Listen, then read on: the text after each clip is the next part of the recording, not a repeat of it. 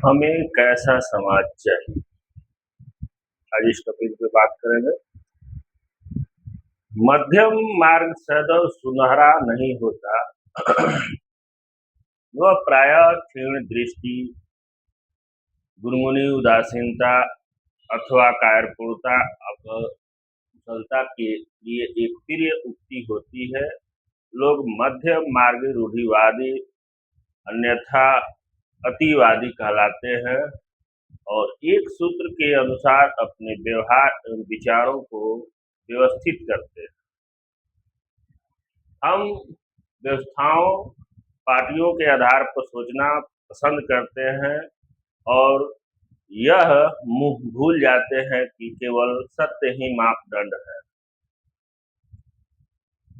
रूढ़िवादी की स्थिति पर आश्चर्य होता है।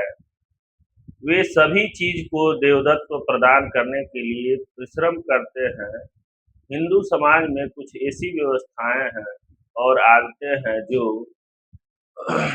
केवल रिवाजी हैं। इसका कोई प्रमाण नहीं है कि वे पुरातन समय में थी और न कोई कारण है कि उन्हें भविष्य में भी क्यों बने रहना चाहिए। न तो पुरातनता और न ही आधुनिकता की सत्य की कटौती हो सकती है। सभी ऋषि अतीत के नहीं थे, अवतार अब भी होते हैं, रहस्योद्घाटन अभी भी जारी है। आधुनिक समाज को मनुष्य के अनुसार पुनर्निर्मित करना वैसा ही होगा जैसे गंगा को वापस बहकर हिमालय जाने के लिए कहना। निसंदेह मनुष्य राष्ट्रीय है।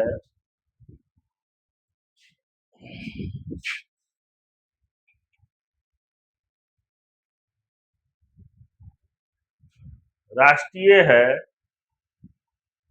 पर ऐसी ही पशु बलि भी है। चूंकि एक वस्तु अतीत में राष्ट्रीय थी, इसके अर्थ यह नहीं कि वह भविष्य में भी राष्ट्रीय बनी रहे। बदलती हुई परिस्थितियों को स्वीकार न करना मूर्खता है। सभी वस्तुओं को एक स्थिति और सीमा होती है। बहुत समय तक चलने वाली सभी प्रथाएं अपने समय में श्रेष्ठ रूप से उपयोगी रही है। हमें अतीत की उपयुक्तता को नजरअंदाज नहीं करना चाहिए, परंतु प्राथमिक रूप से हमें वर्तमान और भावी उपयुक्तताओं की तलाश है। प्रथा और कानून तब उसके अनुरूप बदलते जा सकते हैं। प्रत्येक युग के लिए उसका अपना शास्त्र हो, पर हम सीधे सीधे यह तर्क नहीं कर सकते हैं कि उसे बदलना ही चाहिए, या यदि परिवर्तन आवश्यक भी हो तब भी उसे एक निश्चित दिशा में बदलना चाहिए। समाज सुधारकों के नासमझ उत्साह से तो नफरत पैदा होती है। प्रायः उनके मस्तिष्क अनपची यूरोपीय धारणाओं के विचित्र गठमोड़ होते हैं। उनमें से कुछ कम यूरोपीय के विषय में कुछ जानते हैं और जो वहाँ हो आए हैं उन्हें भी उसकी बड़ी खराबी जानकारी होती है, पर वे यूरोपीय धारणाओं के विरुद्ध कही गई बातों या विचारों को अंधविश्वासी और सभ्य हानिकारक के अलावा कुछ कहना स्वीकार नहीं करेंगे, तथा यूरोपियों में जिसकी प्रशंसा की जाती है उसे तर्क सम्मत एवं प्रबुद्ध के अंतरिक्त और कुछ समझना भी उन्हें स्वीकार नहीं होगा।